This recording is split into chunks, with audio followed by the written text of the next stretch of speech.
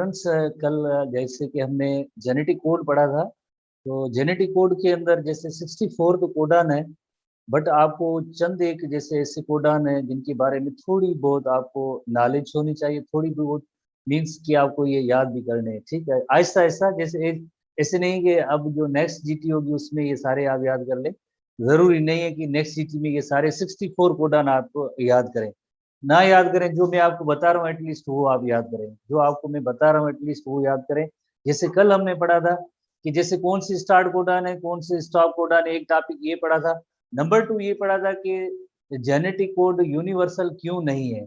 जैसे एक यूकैरियोट के अंदर जो है जेनेटिक कोड एक तरफ से है, तो माइटोकॉन्ड्रियल जो डीएनए उसके अंदर जो उसका मैसेज कोई और है, तो वो कोडान एटलीस्ट आपको याद होने चाहिए। जो कल की टॉपिक में हमने पढ़े थे, जो डिफरेंस है कि genetic code is not universal, वो आपको हर हालत में याद होनी चाहिए। स्टार्ट स्टॉप कोडान आपने याद कर लिया। अब थोड़ी सी आप जेनेटिक कोड के हवाले से कुछ प्रॉपर्टीज जो थी, जैसे आपने कल देखा कि जेनेटिक कोड इज रिडंडेंट और डीजेनरेट इन नेचर।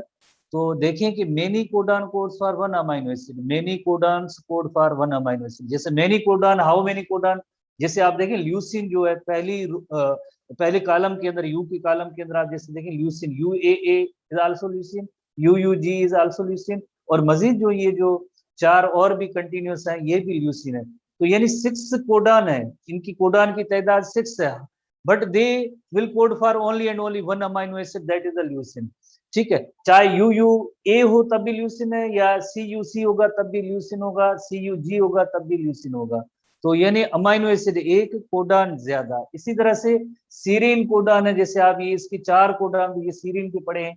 इसके अलावा एक और सीरीन की पोजीशन यहाँ पे मौजूद है, A G U, AGC is also serine. तो 4 कोडान ये सीरीन की, 2 कोडान ये, 6 कोडान जो है ये सीरीन के हैं। यानी 6 कोडान, 6 कोडान और अमाइनो एसिड एक ही को कोड करते हैं।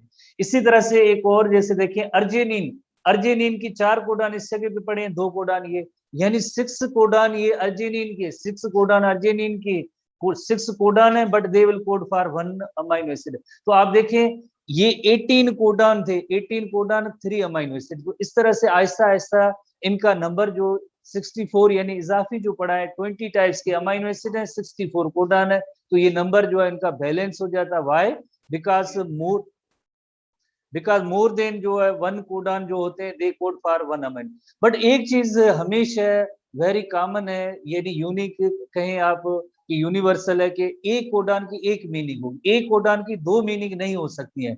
जैसे for example you you you है, इसकी मीनिंग ल्यूसिन है, बट यू यू सी है, इसकी मीनिंग फिनाइल एलेनिन है।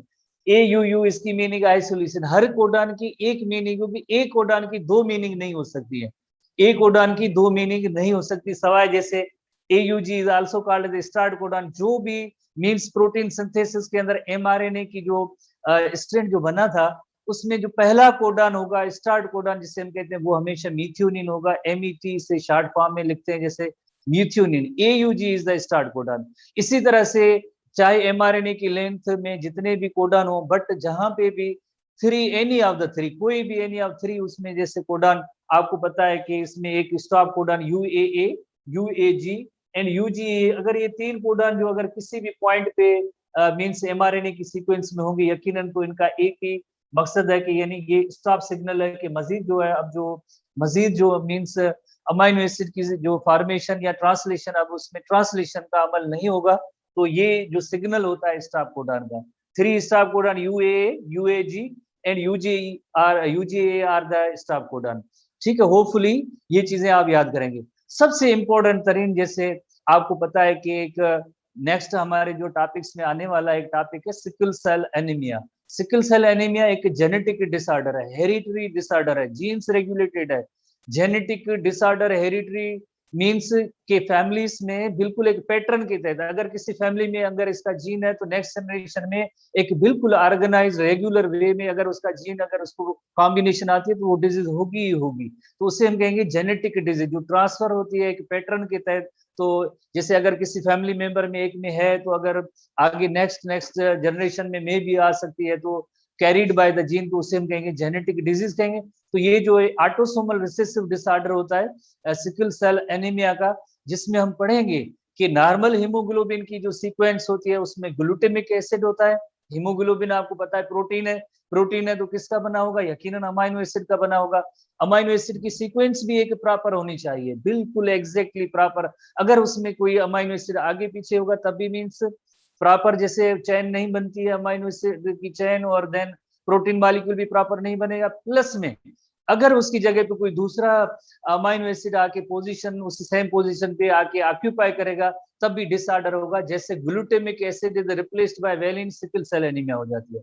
तो ग्लूटामिक एसिड के कोडान कौन से हैं, वेलिन के कोडान कौन से हैं, ये बहुत ही इंपॉर्टेंट है। जैसे ये यहाँ पे अपने टेक्स्ट बुक में भी ऐसे अगर आप नोट करें कि ये ग्लूटामिक एसिड है, बिल्कुल जैसे ए का जो कॉलम है उसमें आखिरी दो, ए के कॉलम में आखिरी दो जो है वो ग्लूटामिक एसिड है। यू के कॉलम के अंदर आखिर में आप जो वैलिन है, हालांकि 4 वैलिन के हैं बट आखिर वाली ये जो दो है ना, जैसे ग्लूटामिक एसिड में भी replaced by valine. Glutamic acid अगर वैलिन में रिप्लेस होता है तो उस वक्त सिकल सेल एनीमिया हो जाएगी। हीमोग्लोबिन की जैसे चैन होती है उसमें 146 42 के करीब जो है टेक्स्ट, एसटीबी में 150 लिखा हुआ है। तो उसमें जो 6 नंबर पे एक अमाइनो एसिड आता है, उस 6 नंबर अमाइनो एसिड में अगर नॉर्मल जो चेन होती है उसमें जैसे ग्लूटामिक एसिड होता है, वो अगर रिप्लेस हो जाए, उसकी जगह पे अगर वैलिन आ जाए तो सिकल सेल एनीमिया। आगे टॉपिक मौजूद है। मेरे कहने का मकसद है ये है कि आप इन कोडान को आप याद करेंगे, इन कोडान को आप याद करेंगे। ठीक है, glutamic acid is replaced bye valine, glutamic acid is replaced bye valine. तो ग्लूटामिक एसिड की कौन सी कोडान होने चाहिए, जी ए और जी ए जी, और उसकी जगह पे जी यू ए या जी यू जी आ जाए तो उस वक्त जो क्या होगा, सिकल सेल एनीमिया हो जाएगा। इसी तरह से आपने जैसे प्रीवियस जो ये टॉपिक हम पढ़ रहे थे कि यानी जेनेटिक कोड की प्रॉपर्टीज, तो यानी जेनेटिक कोड में हर एक कोडान की एक मीनिंग होती है। कभी कभार ऐसे भी होता है कि many codon code for one amino acid, number उनका जो है जिस तरह से रिड्यूस हो जाएगा, रिडंडेंट और डीजेनरेटेड नेचर होते हैं। और इसी तरह से एसटीबी में लिखा है genetic code is universal, NTB में लिखा है थोड़ा सा मॉडिफाई किया गया, थोड़ा सा डिटेल है कि मीन्स हर जैसे कोडान है वो ऐसे यूनिवर्सल नहीं होता है but little bit difference is there. कैसे, जिस तरह से माइटोकॉन्ड्रियल डीएनए और न्यूक्लियर डीएनए, उनके जो मैसेजेस में, उनके एमआरएनए के मैसेजेस में फर्क होता है। इसी तरह से जैसे एक और प्रॉपर्टी है, जैसे अगर कोई एमआरएनए की सीक्वेंस है, फॉर एग्जांपल अगर ये एमआरएनए की सीक्वेंस है जिसके अंदर जो बेस सीक्वेंस है जैसे ए यू जी, जैसे दूसरा जो ये कोडन है जी सी जी सी, तीसरा कोडन है जी जी सी है। तो फॉर एग्जांपल ये 3 कोडान है, तो हम इन कोडान को ऐसे पढ़ेंगे, ए यू जी सी जी सी, यानी ये ट्रिपलेट, ये ट्रिपलेट और जी जी सी। अगर हम अपने तौर पे जैसे चॉइस करें कि यानी अब इसको जो रीअरेंज कर लें, सी सी जी कर दें, तो सी सी जी करेंगे तो मैसेज चेंज हो जाएगा। अगर इसको हम कहते हैं कि है तो ये 3 जी जी सी है, बट इसको हम ऐसे करें जी सी जी करें तो ये मैसेज गलत जाएगा, क्योंकि आप जैसे देखें जी सी जी का भी कोई अमाइनो एसिड और होगा और सी सी जी का भी अमाइनो एसिड और होगा, तो यानी इस अमाइनो एसिड की ओरिजिनल जो सीक्वेंस थी अमाइनो एसिड बनने की वो अब डिफरेंट हो जाएगी, चेंज हो जाएगी। तो यानी ये अगर एमआरएनए के अंदर ऐसी सीक्वेंस है तो हर हालत में ये होने चाहिए। ऐसे ना हो कि हम इनको अपने तौर पे अरेंज करें, अरेंज करेंगे तो यकीनन उसमें एक अमाइनो एसिड का डिफरेंट मैसेज हो जाएगा। जैसे हमने एक छोटा सा सेंटेंस नोट किया था, the fat cat ate the rat, अगर उसमें वर्ड लेटर तो वही सेम है, अगर इन्हीं लेटर्स को आगे पीछे रीअरेंज कर रहे हैं तो यानी हम ये सेंटेंस कभी भी नहीं पढ़ पाएंगे कि the fat cat ate the rat है। तो 3 लेटर्ड वर्ड है, 3 लेटर्ड वर्ड है, बट उनको अगर रीअरेंज करेंगे तो उसका यानी सेंस ही चेंज हो जाता है, उसमें वो उन लेटर को रीअरेंज करने की वर्ड भी चेंज हो जाएगा। तो इस तरह से क्या होगा, जैसे कैट है तो एक्ट हो गया, कैट अगर सी ए टी कैट है उसमें ए सी टी एक्ट हो गया। इस तरह से जो है उनकी मैसेजेस जो है ना यकीनन अगर रीअरेंज करेंगे तो चेंज हो जाएगा। तो ये जेनेटिक कोड के अंदर कल जैसे हमने आखिरी प्रॉपर्टी जो पढ़ी थी उसका मतलब ये था, जो आपने यकीनन जो आपने याद की। तो इस तरह से जेनेटिक कोड है जिसको आपको याद करना है। जैसे जो ये 3 नाइट्रोजिनस बेस है तो हमने पढ़ा था 3 नाइट्रोजिनस बेस है, उसमें कैसे ये बेस पेयर्स होते हैं। जैसे आपने देखा कि फर्स्ट बेस जो हमेशा, फर्स्ट बेस जो यू नो वेरी वेल कि फर्स्ट लेटर यानी ट्रिपलेट कोडान का फर्स्ट ये है, सेकंड जो ये बेस है तो ये इस तरफ से आया है, और थर्ड जो ये यू है वो इस हम थर्ड लेटर यानी इस यू से लिया है। तो ये पैटर्न भी आपने सीख लिया। अब हम थोड़ा सा नेक्स्ट जाते हैं। ठीक है, इसमें काफी सारी चीजें जो है क्रैमिंग टाइप की है, याद करने की भी आसान जैसे सीक्वेंस सीरीज है। आप पहले यूसीएजी की सीरीज नोट करें, यूसीएजी यूसीएजी। उसके बाद जैसे आप देखें जस्ट ये पीएच, ये शॉर्ट फॉर्म है, phenylalanine, leucine, leucine, isoleucine, methionine, valine. इसी तरह से अगर आप देखें कि कितने फिनाइलेनिन के हैं, उसके बाद कितने ल्यूसिन के, उसके बाद कितने आइसोल्यूसिन की कोडान है, AUG is the start codon, only 1 है, और देन उसके बाद 4 है। सेकंड जो कॉलम है उसके अंदर आप जैसे देखें, हर एक के अंदर जो ऐसी अरेंजमेंट है, सीरिन की भी 4, प्रोलिन की भी 4, थ्रियोनिन की भी 4, अरेलेनिन की भी 4, पूरा पूरा बॉक्स जो है इनका ही अपना है। उसके बाद ये सीरीज देखेंगे, यानी एसपीटीए, एसपीटीए, सीरिन, प्रोलिन, थ्रियोनिन, एलेनिन, जो भी आपको इस तरह से ट्रिक्स, निमोनिक्स वगैरह आपको अगर मिल जाए याद करने की, बस आपको याद करना है। इसी तरह से ए का कॉलम है, उसमें आप सब देखेंगे जरा, 2 की ऑर्गेनाइजेशन है, टायरोसिन है, स्टॉप कोडान 2 है, हिस्टिडीन है, ग्लाइसिन है, एस्पेरेटिन है या एस्पेरेटिक एसिड, लाइसिन है, एस्परजीन है, और इसमें लाइसिन है, एस्पेरेटिक एसिड है, ग्लूटामिक एसिड है। इसी तरह से जो आप यकीनन जो आगे नेक्स्ट भी ऐसे 2 हैं, then stop codon, tryptophan, arginine, serine, arginine और ग्लाइसिन, इस तरह से है। तो आप याद करेंगे, ठीक है, आप कोशिश करेंगे अगर आपसे याद हो सके तो, अदरवाइज एज यू विश, आप भले याद ना करें तो भी आपको कौन रोकेगा कि आपने याद नहीं किया। बट आप जैसे एटलीस्ट ये करें कि जो glutamic acid is replaced by valine, start codon को याद करें, स्टॉप कोडान को याद करें, तब भी जैसे वो आपकी चॉइस है। ठीक है, अब नेक्स्ट हम आते हैं, नेक्स्ट आते हैं आज की टॉपिक से हम स्टार्ट लेंगे। जैसे ये सारी चीजें कल की बातें थी जेनेटिक कोड की, अब हम नेक्स्ट आते हैं जेनेटिक कोड से जो जीन एक्सप्रेशन में जो लाइक जो पॉइंट्स हैं, जैसे हमने ट्रांसक्रिप्शन के बारे में पढ़ लिया था, अब जो हम ट्रांसलेशन की तरफ आते हैं, ट्रांसक्रिप्शन के बारे में हमने पढ़ लिया था, अब ट्रांसलेशन की तरफ आते हैं। ट्रांसक्रिप्शन कंप्लीट हो गया था, यस सर, नो?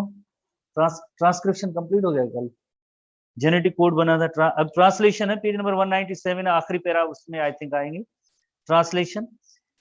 ट्रांसलेशन जो दूसरा, जैसे आपको पता है जीन एक्सप्रेशन के अंदर 2 मेन प्रोसेसेस हैं। जैसे पहले प्रोसेस को हम कहते हैं जैसे ट्रांसक्रिप्शन, और दूसरा जो प्रोसेस है ट्रांसलेशन।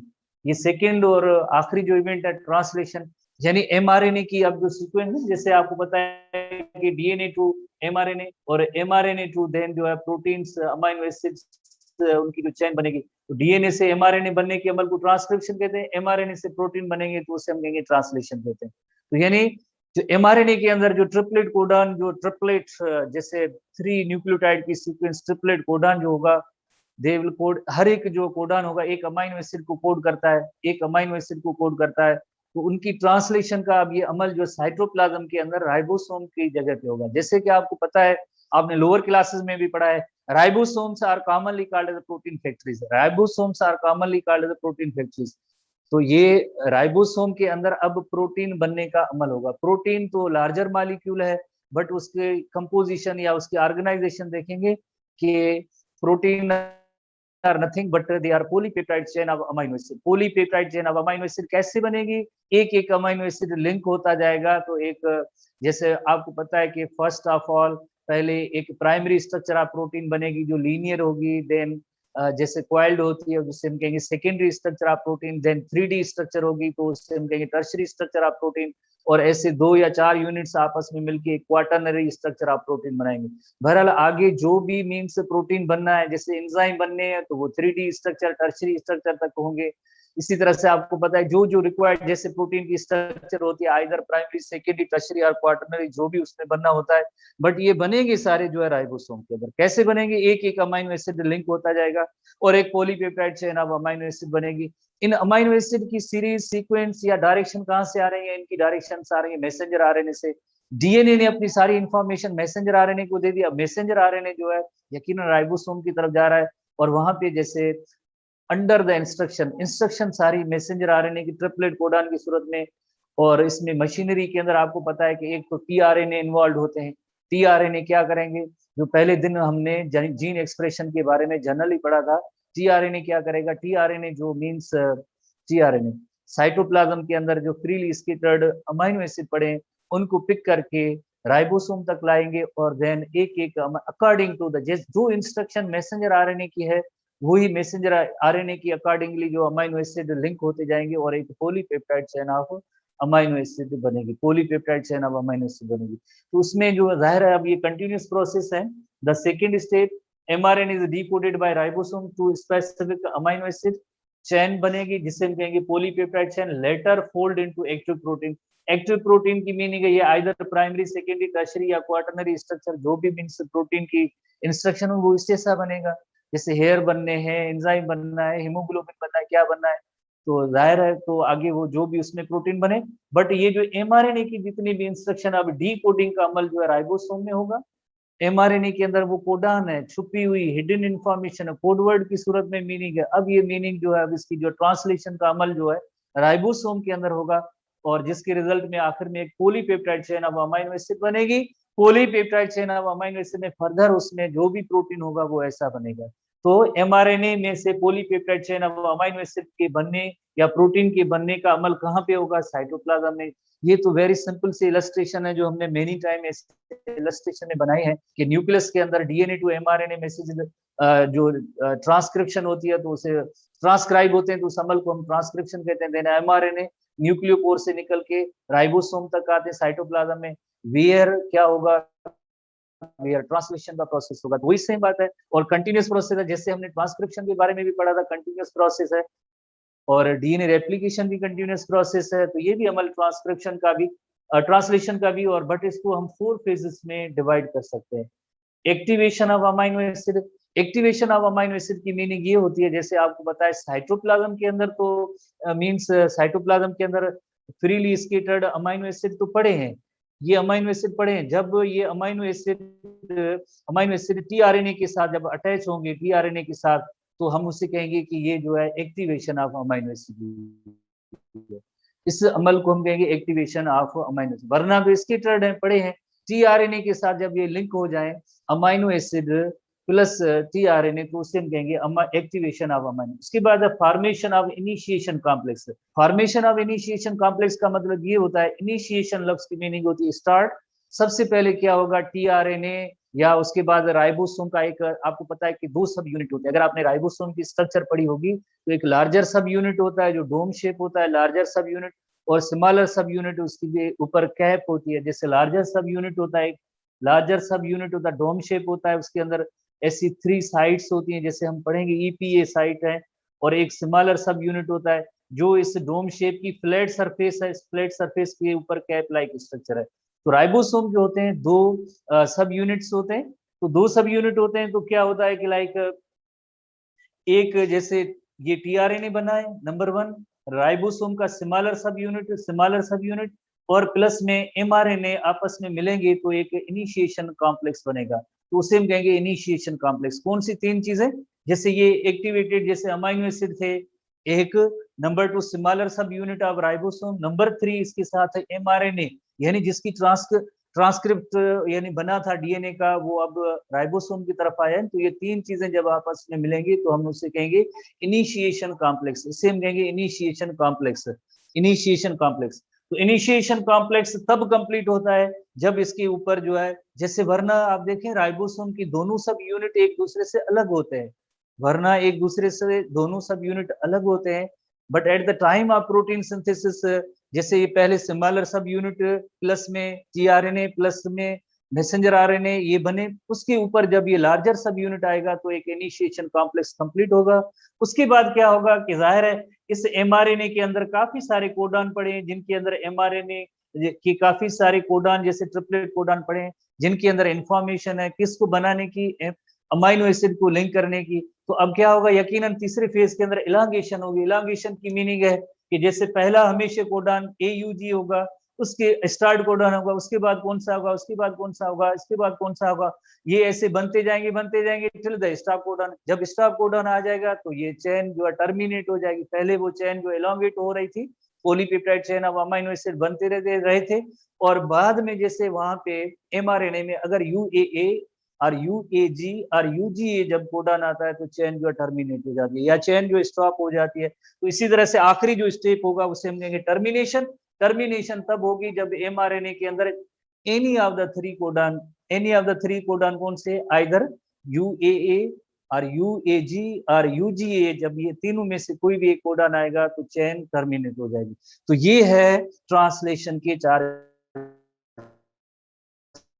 स्टेप्स है, ठीक है। यहाँ में टर्मिनेशन के लिए मैं लिख लेता हूँ ताकि आपको याद हो जाए। काफी सारे स्टूडेंट को मुझे पता है कि जेनेटिक कोड पूरा याद है, 64 कोडन याद है। Glutamic acid replaced by valine, ये भी याद है। स्टार्ट स्टॉप कौन से 6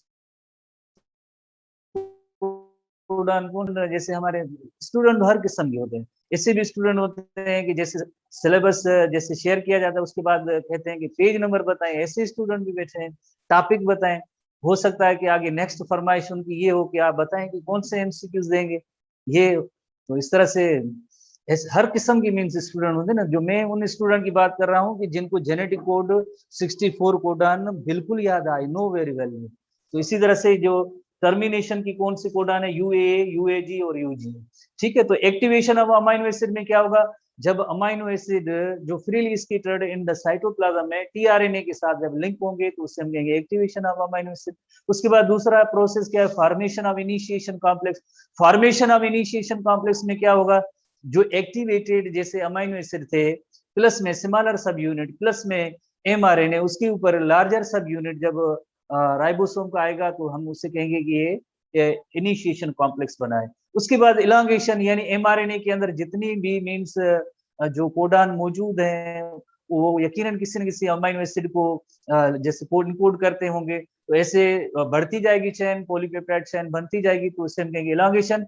आखिर में क्या होगा, उसी एमआरएनए के अंदर either any of the three, कोई भी एक यूए और यूएजी और यूजी कोई भी कोडान आएगा तो वहां पे चेन टर्मिनेट हो जाएगी। तो ये इस तरह से 4 स्टेप होते हैं किसी भी मीन्स ट्रांसलेशन। जैसे सेकेंड फेज है, इवेंट है जीन एक्सप्रेशन का ट्रांसलेशन, तो उसमें ये एनी ऑफ द 4 जो है, और ये 4 जो प्रोसेस है ये कंटिन्यूस होते रहेंगे। तो हम इनकी डिटेल है, पूरी डिटेल है एक्टिवेशन ऑफ अमाइनो एसिड। जैसे यहाँ पे जस्ट हेडिंग है, बट होता क्या है, क्योंकि ये एनटीबी का सिलेबस है, नई नई पॉइंट्स हैं, तो यकीनन जो आप थोड़ी सी आगे नेक्स्ट जाएंगे। नेक्स्ट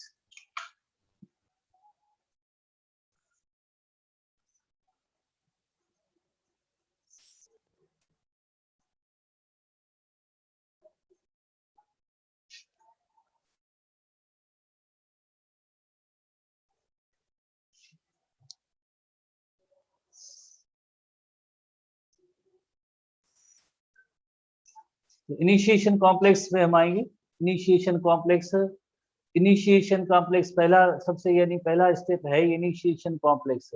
इनिशिएशन कॉम्प्लेक्स में क्या होता है,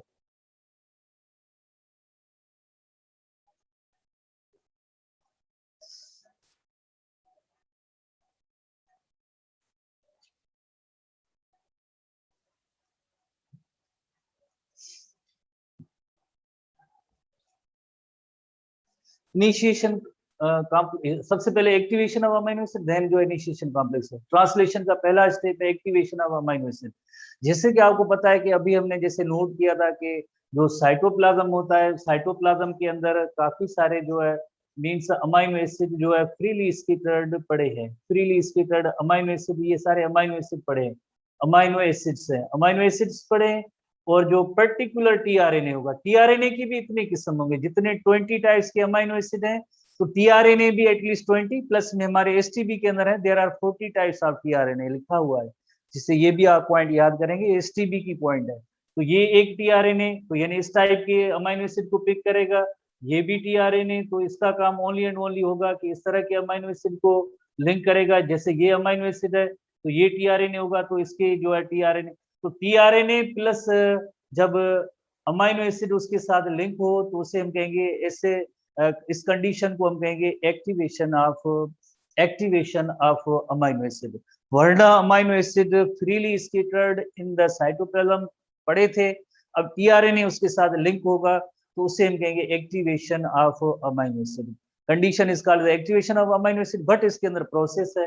जैसे कैसे, binding of free amino acid जो डिस्पर्स इन द साइटोप्लाज्म पड़े थे to 3 end of particular tRNA.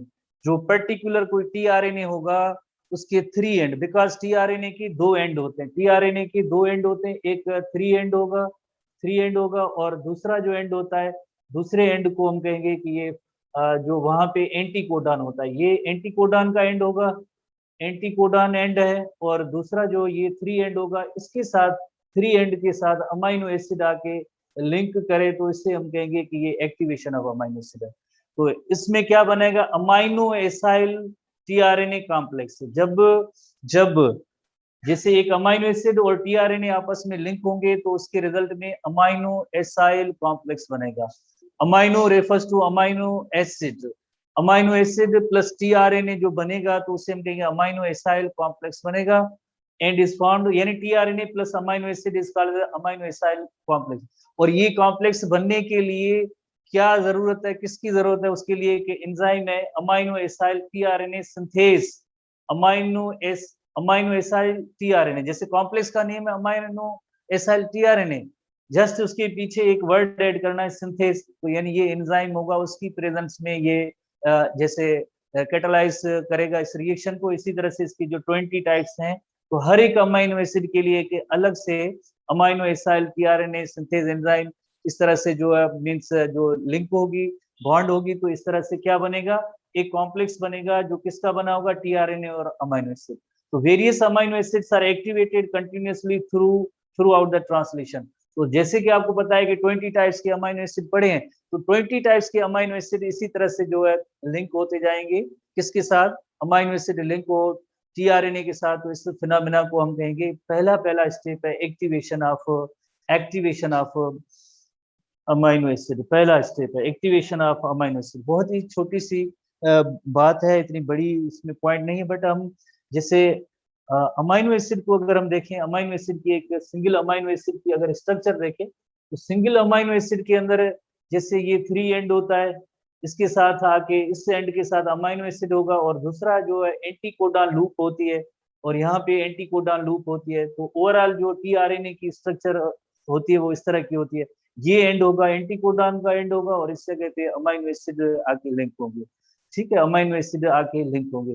तो ये तो ओवरऑल एक मॉलिक्यूलर लेवल की स्ट्रक्चर है। ऐसी चीजें हमें कोई जरूरत नहीं है कि आप ये सीरीज सीक्वेंस याद करें, कोई जरूरत नहीं इस तरह की याद करें, बट ये ओवरऑल टीआरएनए की स्ट्रक्चर इस तरह की होती है। तो इसी तरह से ये हमारे टेक्स्ट बुक में ऐसी डायग्राम मौजूद है।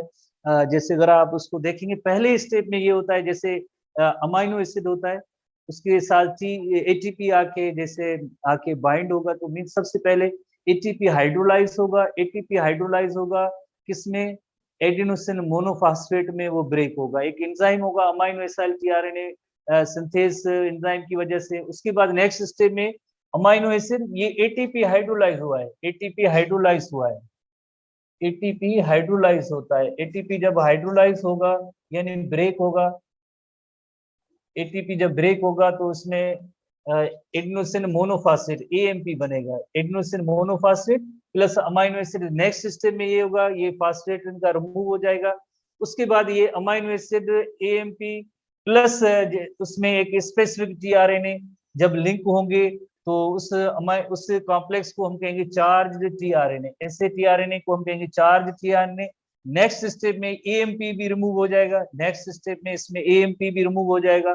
तो ये सीरीज ऑफ स्टेप जैसे रिएक्शंस हैं, amino acid plus ATP hydrolyse हुआ एएमपी में, तो amino acid plus AMP plus specific tRNA जो बनेगा, तो उसके बाद जैसे एक एएमपी भी इसमें रिमूव हो जाएगा। एएमपी जब ये रिमूव होगा तो अब रिजल्ट क्या होगी कि उसमें एक amino acid plus specific tRNA, amino acid plus एक स्पेसिफिक टीआरएनए बनेगा। और ऐसे टीआरएनए को हम कहेंगे चार्ज टीआरएनए। चार्ज टीआरएनए क्यों कहेंगे, वाई, बिकॉज इसके साथ अमाइनो एसिड लिंक होता है। तो पहले स्टेप में जैसे ये फास्फेट इनके रिमूव हुए, सेकेंड स्टेप में यहाँ पे एएमपी भी रिमूव हो जाएंगे, तो ultimately amino acid plus tRNA मिल जाएंगे, जुड़ जाएंगे, लिंक हो जाएगा। इस तरह से जो है एक चार्ज टीआरएनए बन जाता है, चार्ज टीआरएनए बन गया। तो ये इसकी डिस्क्रिप्शन नहीं है, इसका टेक्स्ट नहीं है, हमारे जो एनटीबी में भी टेक्स्ट नहीं है, और एज वेल एज एसटीबी में भी टेक्स्ट नहीं है।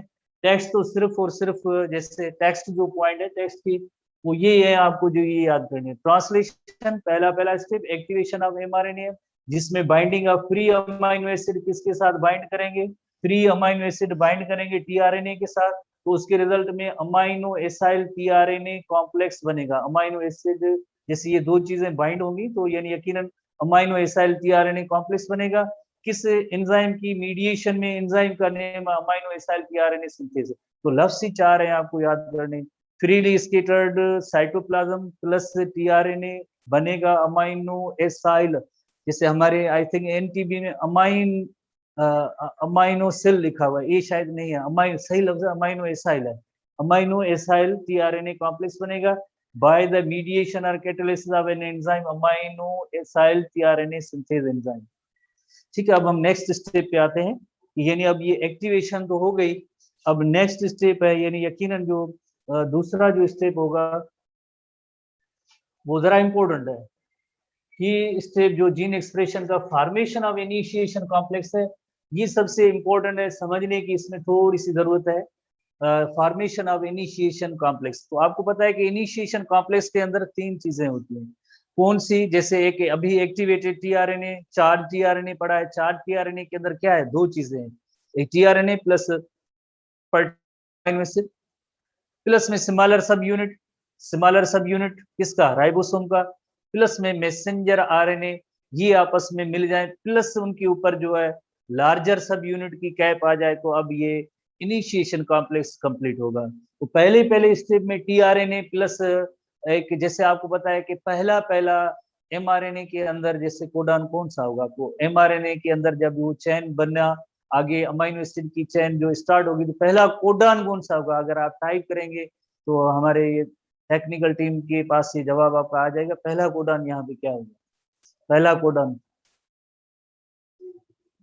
AUG अगस्त, AUG जो पहला कोडान होगा इट विल कोड फॉर मीथियोनिन, तो मीथियोनिन को कोड करता है, तो इसमें बनेगा एन फॉर्मल मीथियोनिन, एक थोड़ा सा मॉडिफाइड फॉर्म होगा एन फॉर्मल मीथियोनिन, प्लस में एक उसका जो टीआरएनए होगा, ये टीआरएनए सिमिलर सब यूनिट के साथ बने लिंक होंगे, कौन सी, जैसे पहला कोडान जैसे मीथियोनिन होता है N formyl methionine plus tRNA, तो पहले से लिंक थे, चार्ज थे, ये पहले से चार्ज थे ना, चार्ज, अब ये किसके साथ लिंक होंगे, स्मॉलर सब यूनिट के साथ, किसके साथ, स्मॉलर सब यूनिट ऑफ राइबोसोम, उसी वक्त पे सेम टाइम, क्योंकि ये फिनोमेना कंटिन्यूअस एक साथ होता है simultaneously, 5 end of the mRNA जो होता है, 5 एंड ऑफ एमआरएनए, बिकॉज जैसे न्यूली सिंथेसाइज्ड एमआरएनए था तो उसमें आपने देखा एक 5 एंड होता है और दूसरा होता है 3 एंड होता है, तो जो 5 एंड होता है, 5 एंड आके किसके साथ लिंक होगा, यही स्मॉलर सब यूनिट,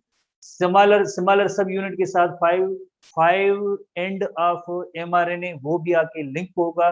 तो अब देखिए इसमें कितनी चीजें बन गई, एक स्मॉलर सब यूनिट, उसके साथ चार्ज टीआरएनए, चार्ज टीआरएनए का पहला जो अमीनो एसिड था N formyl methionine plus tRNA, ये आके स्मॉलर सब यूनिट के साथ बाइंड हुए, स्मॉलर सब यूनिट के साथ बाइंड होने के बाद उसी वक्त पे फौरन एमआरएनए भी आके बाइंड होगा, एमआरएनए का कौन सा and, 5 prime and, 5 prime and आके उसके साथ आके बाइंड होगा, देन उसके बाद लार्जर सब यूनिट आके उसमें जो है अटैच होगा, तो इनिशिएशन कॉम्प्लेक्स कंप्लीट होगा।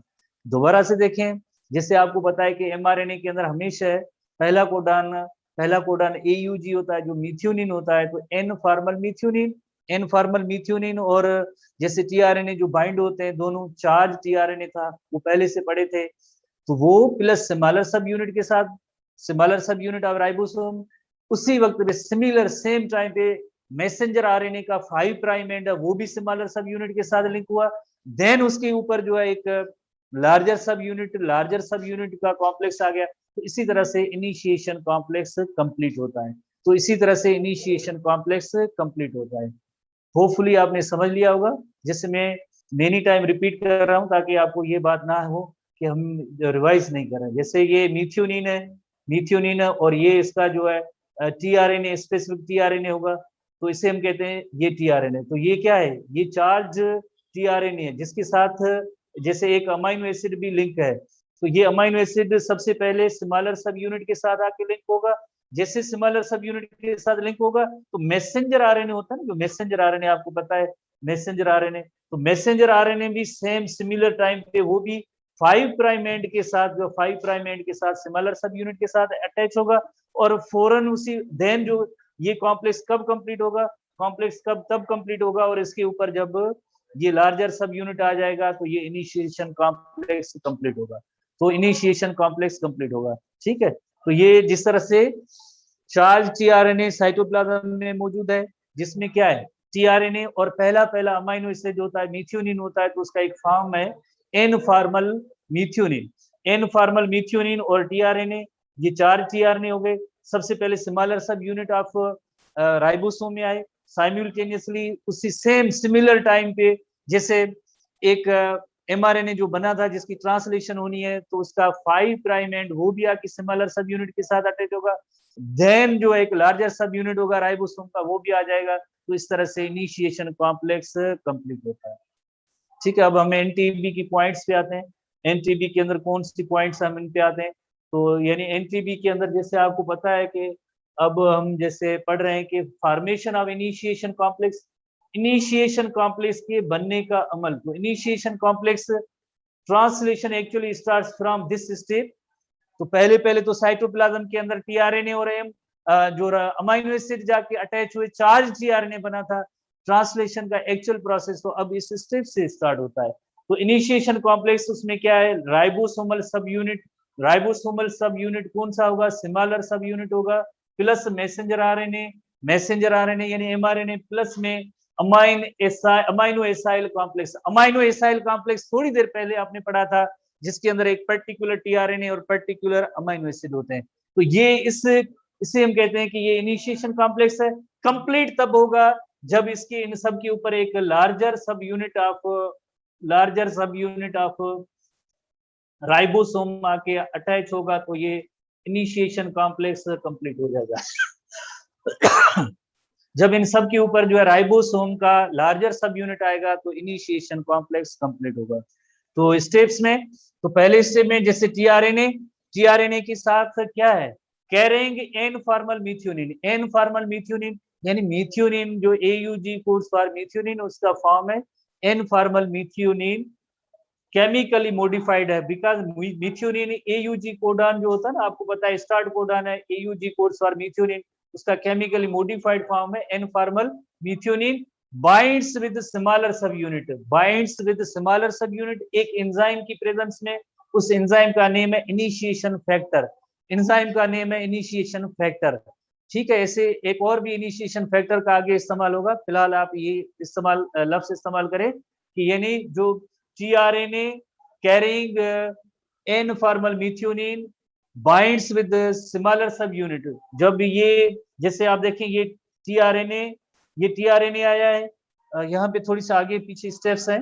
टीआरएनए आया, जब ये टीआरएनए सिमिलर सब यूनिट ऑफ राइबोसोम के साथ अटैच होगा, तो एक स्पेशल एंजाइम होगा और इस एंजाइम का नेम है इनिशिएशन फैक्टर।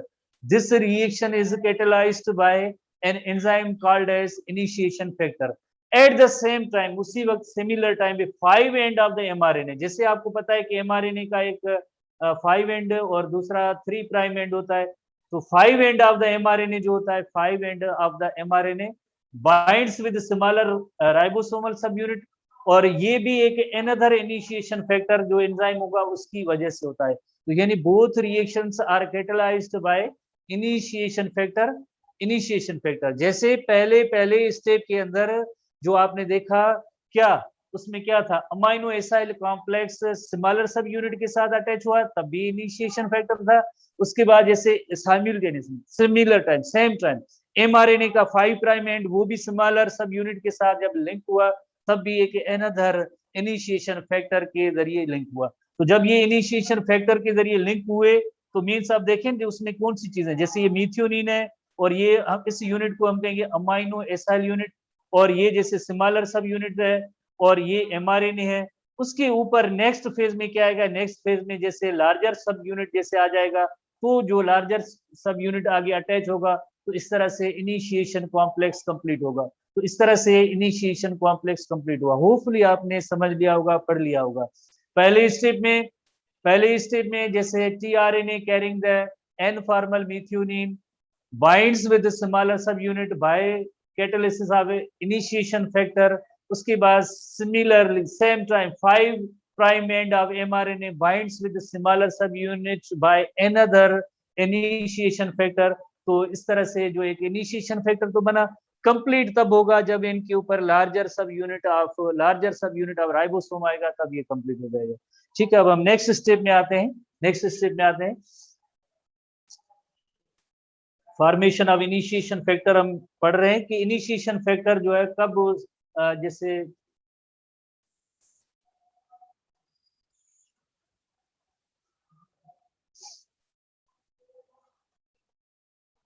इससे पहले भी है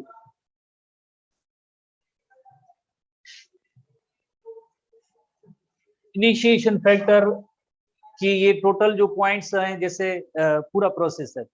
फर्स्ट ऑफ ऑल जैसे tRNA carrying N formyl methionine chemically modified attached with a smaller subunit enzyme initiation factor, then 5 prime end of mRNA binds with the smaller subunits और enzyme another initiation factor। initiation complex complete जो होगा complete तब होगा जब larger subunit of ribosome is placed upon smaller subunit, larger subunit is placed upon smaller subunit।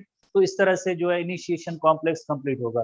पहले step में जैसे amino acyl जैसे आपको पता है कि क्या है अमाइनो एसाइल के अंदर, अमाइनो एसाइल कॉम्प्लेक्स के अंदर दो चीजें हैं, एक जैसे टीआरएनए है, दूसरा अमाइनो एसिड है, आके सिमिलर सब यूनिट के साथ अटैच हुआ।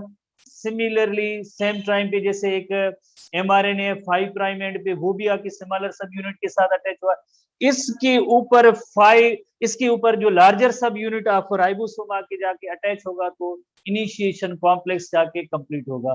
तो इनिशिएशन कॉम्प्लेक्स जाके कंप्लीट हुआ। ठीक है, अब नेक्स्ट क्या होगा, हम देखेंगे कि इस लार्जर सब यूनिट की ऑर्गेनाइजेशन क्या है। सिमिलर सब यूनिट तो जस्ट जैसे कैप है on the flat surface of the larger सब यूनिट, बट लार्जर सब यूनिट ऑफ राइबोसोम है उसके अंदर 3 साइट्स मौजूद हैं। ईपीए अगर रो पूरी रो में लिखेंगे ईपीए तो हम इन पे देखते हैं कि लार्जर सब यूनिट के अंदर क्या है। ठीक है, प्रोटीन सिंथेसिस जरा थोड़ा सा कॉम्प्लिकेटेड टॉपिक है, तो यकीनन आप थोड़ा सा इसको समझने की आप खुद से थोड़ी कोशिश करेंगे तब आपको फायदा होगा, तब फायदा होगा। तो इसमें जैसे 3 साइट्स हैं। पहली साइट जैसे होती है इससे ईपीए, जैसे ये पी साइट है और ये ई साइट है, ये ए साइट है। तो पहला पहला जो अमाइनो एसिड यानी एयूजी आया था ये टीआरएनए मॉलिक्यूल है और ये टीआरएनए मॉलिक्यूल है। तो पहला कोडॉन जैसे एयूजी होता है तो वो हमेशा इस पी साइड पे आता है, पी साइड पे आता है जिसे हम कहते हैं पेप्टाइडल साइट।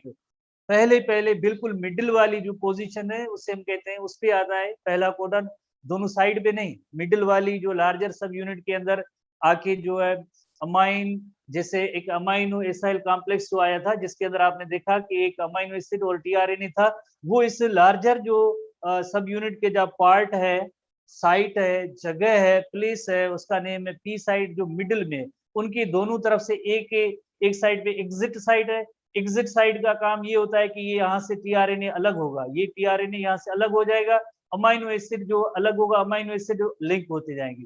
और पी साइड का काम पहले सबसे पहले ये पहला ही, जैसे जैसे आपको पता है टीआरएनए बाउंड अमाइनो एसिड आया था तो यहाँ भी बाइंड होगा ये देन जब नेक्स्ट दूसरा जो टीआरएनए आएगा उसके लिए जगह या प्लेस होगी वो ए साइट होगी और ए पे जैसे आएगा तो ये पी वाला ई पे चला जाएगा, इसका अमाइनो एसिड अलग हो जाएगा और इस तरह से ये एक दूसरा तीसरा चौथा, इसमें एमआरएनए के अंदर जितने भी कोडान है वो इस तरह से टीआरएनए आते जाएंगे।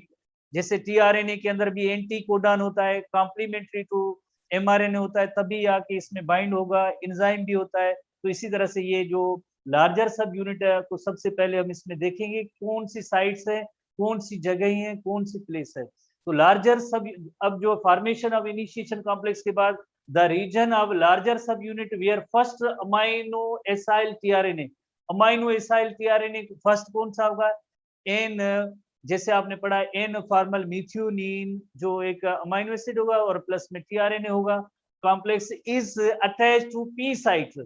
पी साइट कौन सी है, ये मिडिल वाली जो साइट होती है लार्जर सब यूनिट की उसे हम कहेंगे पी साइट कहेंगे। पी का लफ्ज का मतलब है peptidyl site, P site is called peptidyl site. Here the peptide bond is formed between successive amino acid during elongation phase.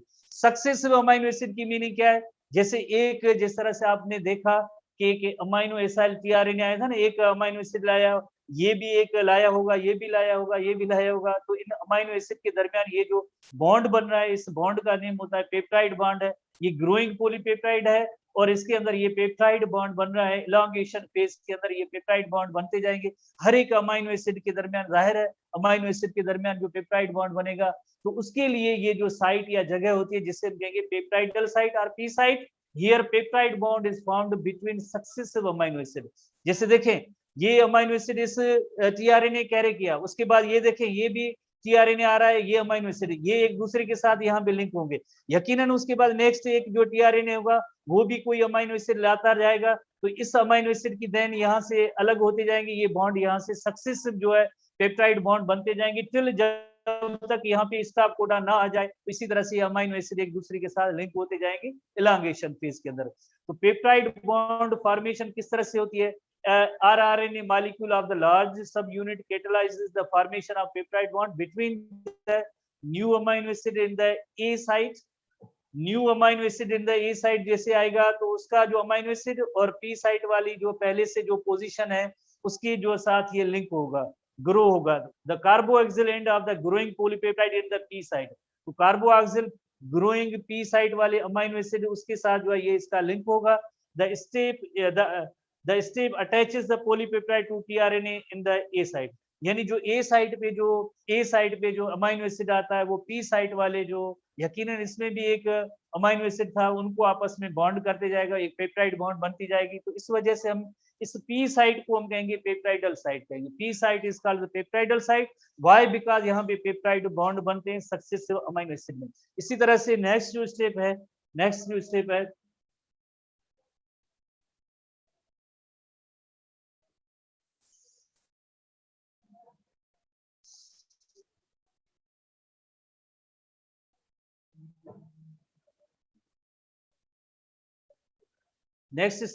A site. A site के बारे में है कि यानी एक तो आपने पी साइट पढ़ा, next that is the A site.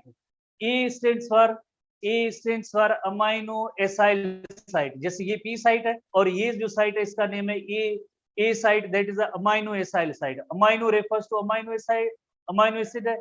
Next amino acid to be added to polypeptide chain. Next amino acid जैसे ये पॉलीपेप्टाइड ग्रोइंग पॉलीपेप्टाइड चेन है, इसके अंदर ये जो एक और अमाइनो एसिड भी लिंक होगा ये ग्रोइंग पॉलीपेप्टाइड के साथ, तो इसे हम कहेंगे ए साइट कहेंगे। यानी पी साइट सेंटर में ये ए साइट है। उसके बाद जैसे अब यहाँ पे भी जैसे आपने थोड़ी देर पहले पढ़ा कि ये टीआरएनए होगा, ये यकीनन कोई एक जैसे अमाइनो एसिड कैरी करेगा, तो यहाँ का टीआरएनए ई साइट पे चला जाएगा और ये जो टीआरएनए है ये पी साइट पे आ जाएगा, क्योंकि ए साइट खाली रखनी है ताकि उसमें एक नेक्स्ट जो है एक और जो है टीआरएनए यहाँ पे अटैच हो जाए। तो आपने देखा कि जब ई साइट पे यही आता है तो देन जो है ये ओनली जस्ट टीआरएनए और अमाइनो एसिड अलग हो गया था, लिंक हो गया था amino acid next growing polypeptide. तो successive tRNA bearing amino acid will be attached. Successive की मीनिंग क्या होती है कि सक्सेसिव की मीनिंग की है ये है कि एक के बाद दूसरा, जिस तरह से ये भी जैसे एमआरएनए की जो कोडन है तो ये उनका यहाँ पे यकीनन टीआरएनए के अंदर एक एंटीकोडन होगा, ये अमाइनो एसिड होगा, ये टीआरएनए मॉलिक्यूल है, एक के बाद दूसरे आते जाएंगे। तो इसी तरह से जो क्या होगा नेक्स्ट जो टीआरएनए होगा उसके लिए ए साइट होती है। ए साइट के बाद तीसरी और आखिरी साइट होती है जिसे हम कहते हैं ई साइट कहते हैं। ई stands for exit site. E stands for exit site. Exit की मीनिंग होती है बाहर निकलना। जैसे बड़ी बिल्डिंग्स में आपने देखा होगा आने का रास्ता, एंट्री का रास्ता होता है, दूसरा होता है exit site.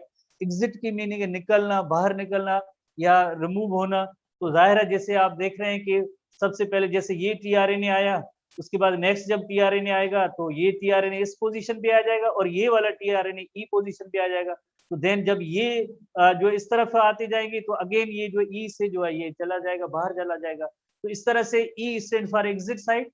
The empty that leave the ribosome during elongation phase. यहाँ से जो है मीन्स ये राइबोसोम से निकल जाएंगे, टीआरएनए यहाँ से निकल जाएंगे, क्योंकि उनका अमाइनो एसिड यहाँ पे ग्रोइंग पॉलीपेप्टाइड चेन के अंदर इसमें पेप्टाइड बॉन्ड के जरिए लिंक होते जा रहे हैं और यहाँ से टीआरएनए निकलता जाएगा। उस साइट या जगह को हम कहेंगे ई साइट। तो सबसे पहले आपने पी साइट पढ़ा, उसके बाद जैसे आपने ए साइट पढ़ा और इसी तरह से जो ई साइट है ई स्टैंड्स फॉर एग्जिट साइट। इस तरह से लार्जर सब यूनिट के अंदर 3 साइट्स और जगह होती है, प्लेसेस होती है जिसमें आके tRNA carrying particular amino acid आके वहां पे लिंक होते हैं। सबसे पहले पी साइड पे आएंगे, पी साइड के बाद यहाँ पे ए साइड पे दूसरे लिंक होते जाएंगे सक्सेसिव। तो पी वाला जो ई पे जाएगा और ई से यहाँ से बाहर जाते जाएंगे। जो भी पी तक आएगा वो ई से देन जो बाहर आता जाएगा। यहाँ पे सक्सेसिव इस तरह से नेक्स्ट नेक्स्ट अमाइनो एसिड आते जाएंगे और लिंक होते जाएंगे, पेप्टाइड बॉन्ड बनता जाएगा, पेप्टाइड बॉन्ड बनता जाएगा, नेक्स्ट जो है पेप्टाइड बॉन्ड बनता जाएगा। ठीक है, इसी तरह से ये जो है पूरी कंप्लीट डायग्राम है, कंप्लीट डायग्राम है जिसमें आप देख सकते हैं कि जैसे ये जो स्मॉलर सब यूनिट है, स्मॉलर सब यूनिट ये एमआरएनए की बाइंडिंग साइट जिसके साथ ये जो स्मॉलर सब यूनिट इसके साथ लिंक हुआ है, और ये इनिशिएटर टीआरएनए यकीनन पहला जो कोडान होगा उसमें मीथियोनिन होगा, मीथियोनिन का जो कोडान होता है एयूजी, ये टीआरएनए है, टीआरएनए के पास जो इसके कॉम्प्लीमेंट्री कोडान होने चाहिए, जैसे यहाँ पे एयूजी, ए का कॉम्प्लीमेंट्री यू होगा और यू का कॉम्प्लीमेंट्री ए है और जी का कॉम्प्लीमेंट्री सी है, इनमें कहेंगे एंटी कोडान। एंटी कोडान हमेशा टीआरएनए के पास होते हैं और ये they are complementary to mRNA, ये कॉम्प्लीमेंट्री टू एमआरएनए होते हैं। जैसे कॉम्प्लीमेंट्री बेस पेयरिंग रूल आपको याद है, अगर एडिनिन यहाँ पे है एमआरएनए के अंदर, उसका कॉम्प्लीमेंट्री डीएनए के अंदर तो थायमिन होता है, बट आरएनए के अंदर थायमिन है ही नहीं, उस जगह पे यूरेसिल आया। यहाँ पे अगर यूरेसिल है तो इसका कॉम्प्लीमेंट्री एडिनिन है, ये ग्वानिन है, इसका कॉम्प्लीमेंट्री साइटोसिन है। तो यानी एमआरएनए के जो कॉम्प्लीमेंट्री कोडान होते हैं उससे वो एंटी कोडान होते हैं, वो उन्हें हम कहेंगे एंटी कोडान। और एंटी कोडान आपने जैसे टीआरएनए मॉलिक्यूल की स्ट्रक्चर पढ़ी थी, तो एक साइड पे उसमें अमाइनो एसिड लिंक होता है, दूसरे साइड पे उसका एंटी कोडान एंड होता है। एंटी कोडान का रोल किस जगह पे होगा, ये एंटी कोडान का रोल होगा। जैसे यूएसी, ये एंटी कोडान, इसमें यूएसी होगा, यकीनन ये जो एमआरएनए का कोडान होगा इसमें एयूजी होगा। तो इसी तरह से जितने एमआरएनए की कोडान होंगे तो ये टीआरएनए जो भी होगा, तो जैसे आप देखें मीथियोनिन अगर है, अमाइनो एसिड है, टीआरएनए के साथ लिंक है, तो आपसे क्वेश्चन होगा कि उसका एंटी कोडान क्या होगा। तो आपको पता है कि मीथियोनिन का जो कोडान होता है एयूजी, एयूजी का कॉम्प्लीमेंट्री कोडान होगा यूएसी होगा। इसी तरह से भी सवाल आते जाएंगे। अगर इसमें से एक चौथा पार्ट हम ऐड करें कि यानी डीएनए की सीक्वेंस कौन सी होगी, अगर एमआरएनए के अंदर एयूजी है तो डीएनए की सीक्वेंस कौन सी होगी, यासिन साहब ये 3 लेटर्ड वर्ड आप बता दें हमें। अगर यहाँ पे एमआरएनए के अंदर एयूजी है तो डीएनए के अंदर यहाँ पे कॉम्प्लीमेंट जो शुरू में पहले डीएनए से जब एमआरएनए बना था तो यहाँ पे कोई क्या कौन सी जो टी ए सी होगा। Exactly, students are very intelligent. जैसे डीएनए में अगर टी है, टी का कॉम्प्लीमेंट्री ए है, डीएनए में ए है तो इसका कॉम्प्लीमेंट्री यू होगा, डीएनए में सी है तो इसका कॉम्प्लीमेंट्री जी होगा। तो डीएनए में वो सीक्वेंस होगी टीएसी, एमआरएनए में सीक्वेंस होगी एयूजी, एंटी कोडान की जो सीक्वेंस होगी यूएसी, और they will code for amino acid मीथियोनिन। तो आप पूरा एक ऐसा चार्ट भी इस तरह से याद करते जाएंगे कि ये कैसे प्रोसेस होता है। आप वेरी इंटेलिजेंट है, आई होप आप वेरी इंटेलिजेंट है किसमें, प्रोटीन सिंथेसिस में, जेनेटिक कोड में, डिक्शनरी को याद करने में। तो इसी तरह से डीएनए में टीएसी होगा, एमआरएनए में एयूजी होगा, एंटी कोडान इसका यूएसी होगा, और जो कोडान होगा और जो अमाइनो एसिड होगा वो मीथियोनिन होगा। ठीक है, तो इसी तरह से जो है ये सारी चीजें होती हैं। और देन जो क्या होगा, इसी तरह से सक्सेसिव दूसरा भी एक ऐसे एमआरएनए का जो लाइक कोडान होगा, ट्रिपलेट होगा, तो उसमें भी जैसे टीआरएनए प्लस अमाइनो एसिड आते जाएंगे, जब तक मीन्स यूएए ना आ जाए, जब तक यूएजी ना आ जाए या यूजीए ना आ जाए, तब तक जो है ये चेन कंटिन्यू होगी। ये आपको पता है स्टॉप कोडान होते हैं। ठीक है, तो उसके बाद हम इलांगेशन स्टेप पे आएंगे। नेक्स्ट स्टेप है that is the elongation step है। इलांगेशन, पॉलीपेप्टाइड इलांगेशन, यानी पॉलीपेप्टाइड चेन है जो इलांगेट, यानी इलांगेट लफ्ज की मीनिंग है यानी उसमें इंक्रीज होना। जैसे एयूजी स्टार्ट कोडान था, एमआरएनए की सीरीज में सीक्वेंस में जितने भी, जैसे एमआरएनए है तो उसमें AUG is the start codon. इसी तरह से और भी एमआरएनए के अंदर होंगे जितने भी जिस तरह से कोडान है, जैसे अगर हम कहते हैं ये जी जी सी है, सी सी ए है, और इसी तरह से जी ए जी है फॉर एग्जाम्पल। तो इसी तरह से एयूजी का तो स्टार्ट कोडान हुआ, इसी तरह से ये दूसरा होगा, तीसरा होगा, चौथा होगा, जब तक एनी ऑफ द थ्री कौन से आपने पढ़ा है कि यूएए और यूएजी और यूजीए ना आ जाए, तब ये जो है स्टॉप कोडान होगा। वरना क्या होगा, जिसमें इसमें भी एक अमाइनो एसिड बनेगा, इसका भी एक अमाइनो एसिड होगा, इसी तरह से इसका भी एक अमाइनो एसिड होगा। अमाइनो एसिड जैसे बनते जाएंगे तो उनके दरमियान polypeptide chain of amino acid बनेगी। बॉन्ड कौन सा होगा, यहाँ पे एक अमाइनो एसिड और दूसरे अमाइनो एसिड के दरमियान पेप्टाइड बॉन्ड बनता जाएगा। तो इसी तरह से finally polypeptide chain of amino acid बनेगी, polypeptide chain of amino acid बनती जाएगी। तो जितने भी उसमें एमआरएनए के अंदर जो डायरेक्शन है वो सब इसमें आते जाएंगे। तो राइबोसोमल सब यूनिट्स मूव अलोंग एमआरएनए, ठीक है। जैसे आपको पता है राइबोसोमल उसके 2 सब यूनिट्स है, और इसी तरह से यहाँ पे एमआरएनए मॉलिक्यूल था। एमआरएनए मॉलिक्यूल आपने देखा जिसका स्टार्ट कोडॉन जो एयूजी था, एयूजी स्टार्ट कोडॉन, रिमेनिंग जितने भी होंगे। तो राइबोसोमल क्वेश्चन ये है कि राइबोसोमल सब unit moves along the mRNA. Ribosome जो है मूव करते जाएंगे along the length of mRNA. जैसे पहले कोडॉन में एयूजी आ गया, तो इसी तरह से एयूजी, इस तरह से दूसरा कोई अमाइनो एसिड होगा, तीसरा अमाइनो एसिड होगा, दूसरा तीसरा, इस तरह से ये बढ़ते जाएंगे। Amino acids brought by tRNA which are joined together to form polypeptide chain. और अमाइनो एसिड जाहिर है टीआरएनए होगा, अमाइनो एसिड को पिक करता जाएगा, तो इसी तरह से ये पॉलीपेप्टाइड चेन बढ़ती जाएगी, पॉलीपेप्टाइड चेन बढ़ती जाएगी। और इसमें 3 steps repeated again and again, इसमें भी 3 steps repeated again and again. 3 steps कौन से होंगे, जैसे 3 स्टेप्स में जो पहला स्टेप होता है, इलांगेशन फेज के भी 3 स्टेप हैं। पॉलीपेप्टाइड जो इलांगेशन है उसमें भी 3 स्टेप्स हैं, उसमें भी 3 स्टेप्स हैं। स्टेप नंबर 1 है whichever codon of mRNA is expressed at A site, anticodon bearing aminoacyl tRNA complex bind to it by an enzyme elongation factor. जैसे आपको पता है कि हमने इससे पहले इनिशिएशन फैक्टर पढ़ा था, जिसकी वजह से टीआरएनए और स्मॉलर सब यूनिट अटैच हुए थे, एमआरएनए और स्मॉलर सब यूनिट भी अटैच हुए थे, वो भी एक इसी तरह से इनिशिएशन फैक्टर। अब ये कौन सा फैक्टर है, factor that is nothing but enzyme elongation factor की वजह से जो भी कोडॉन होगा, whichever codon of mRNA is expose at A site. जैसे पहला कोडॉन तो आपको पता है कि एयूजी कोडॉन था, एयूजी कोडॉन जैसे उसकी जो ट्रांसलेशन हुई मीथियोनिन बन चुका है, उसका ये मीथियोनिन बन चुका है। उसके बाद एसी यूजीजी है, UGG codon codes for tryptophan, वो पी साइड पे आया, तो ये पी देन ई पे आता जाएगा, ई वाला यहाँ से एग्जिट हुआ, तो अब नेक्स्ट यूयूसी आएगा, यूयूसी कोड्स फॉर फिनाइलेनिन अमाइनो एसिड, तो टीआरएनए आएगा सक्सेसिव इस जगह पे ए साइड पे आएगा, ए साइड पे जो है ये जो है आएगा ए साइड पे आएगा, ठीक है।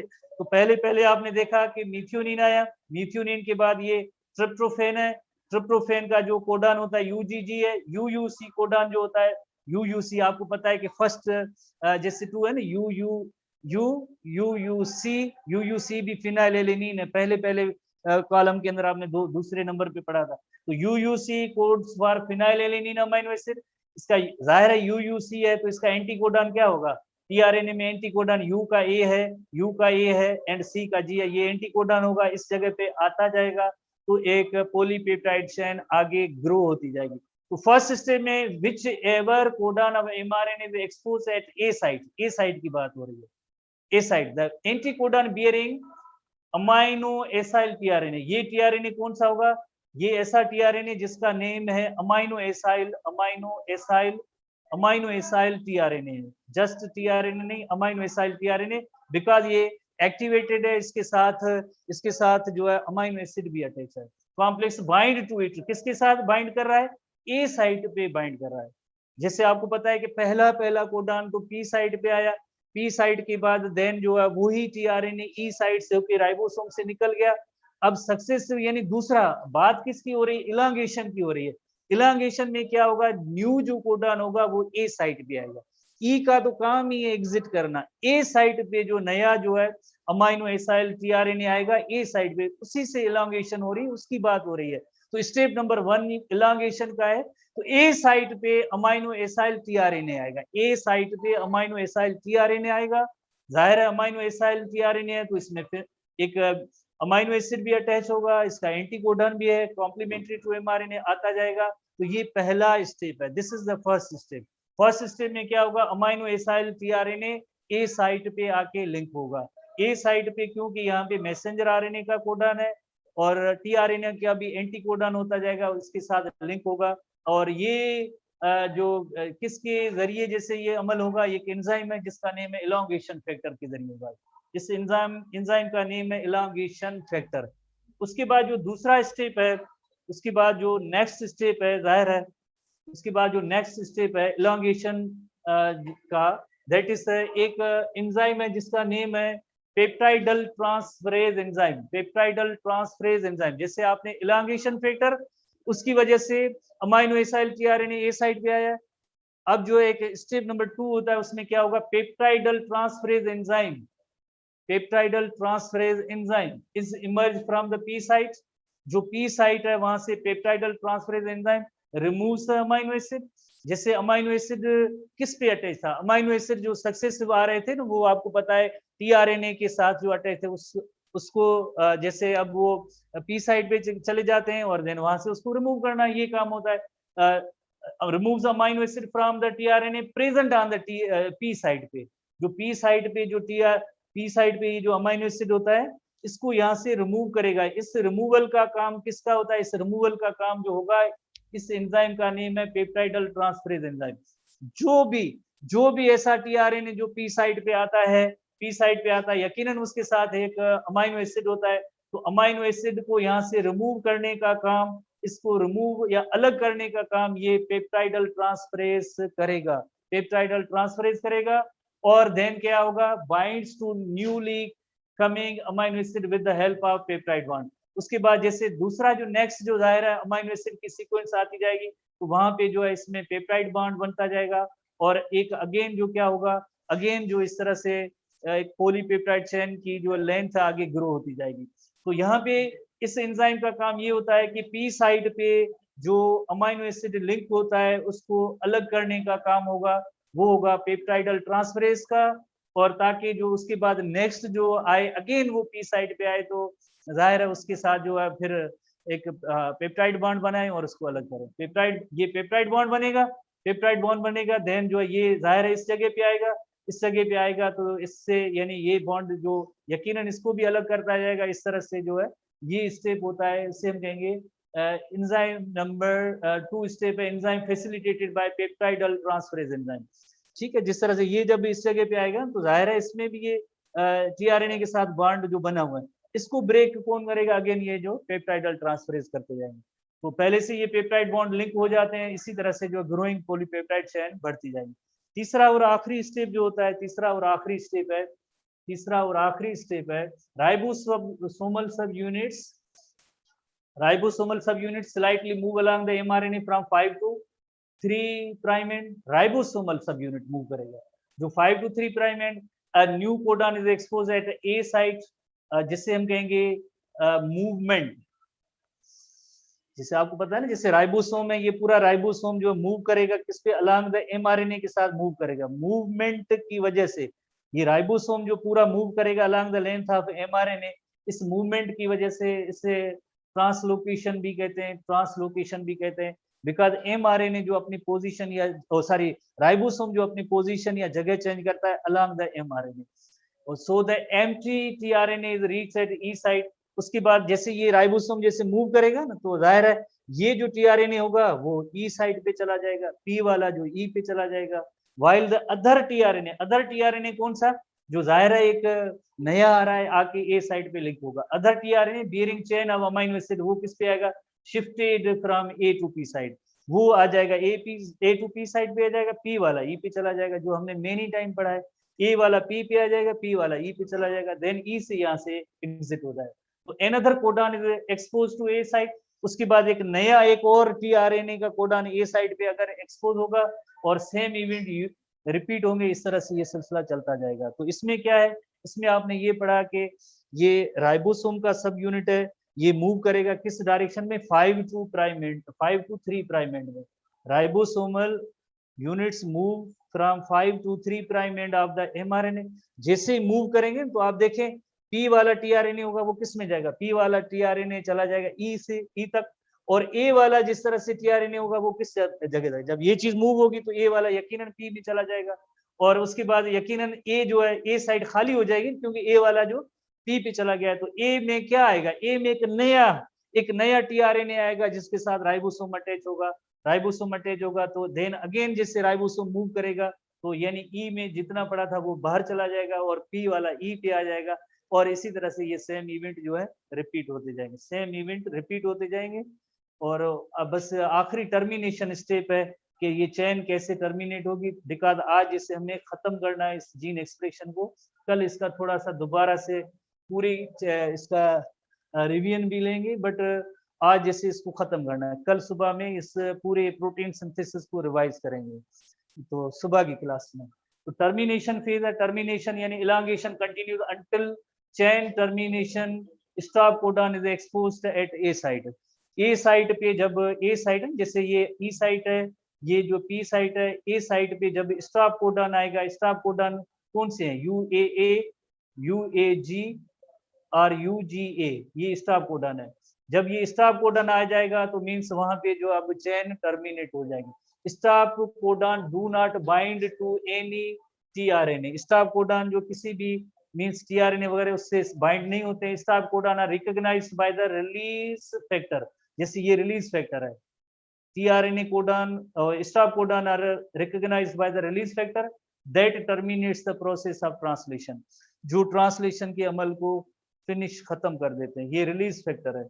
रिलीज फैक्टर है ये, यकीनन ये स्टॉप कोडॉन है, उसको रिकॉग्नाइज इस रिलीज फैक्टर ने किया, रिकॉग्नाइज रिलीज फैक्टर ने किया, तो अब जाहिर है यहाँ पे जो है स्टॉप कोडॉन था any of the UAG, UA और यूजीए, कोई भी एक कोडॉन था उसको रिकॉग्नाइज रिलीज फैक्टर ने किया किस जगह पे, जैसे आपको पता है कि ये ई साइट है, ये पी साइट है, ए साइट पे इसको इसने रिकॉग्नाइज किया, तो मींस अब ये चेन टर्मिनेट होगी, इसके दरमियान जितने भी अमाइनो एसिड बनने थे बने, अब ये चेन टर्मिनेट होगी।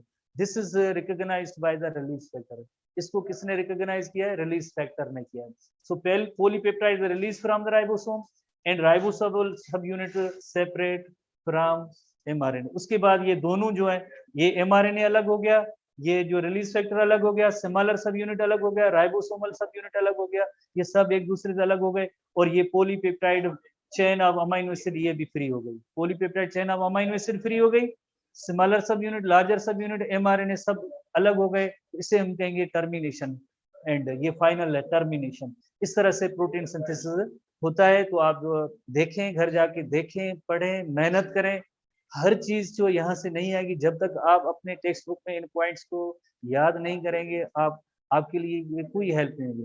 तो कई बड़े बुक भी पढ़े हैं, हर चीज पढ़ी है, पता नहीं इंटरनेट पे कौन सी चीजें पढ़ी हैं, जब तक आप खुद से नहीं करेंगे, खुद से आप पढ़ेंगे समझेंगे नहीं, तब तक दूसरा बंदा कोई आपको नहीं बता सकता। और आप ये भी हैबिट ना डेवलप करें कि जिस वक्त आप पढ़ रहे हो उस वक्त किसी अपने जो है स्टूडेंट फेलो को मैसेज करें या किसी और पर्सन को फेलो करें, इसका मतलब क्या है, इसका मतलब क्या है, तो आप खुद से सर्च करेंगे तो बुक खोल के ओपन करके तो उसमें आपको जवाब मिल जाएगा। कोशिश करें बुक्स पे ज्यादा फोकस दें, बुक्स पे ज्यादा, जो टेक्स्ट बुक आपको डिफाइन की उन पे ज्यादा फोकस दें। यासिन साहब, थैंक यू सर।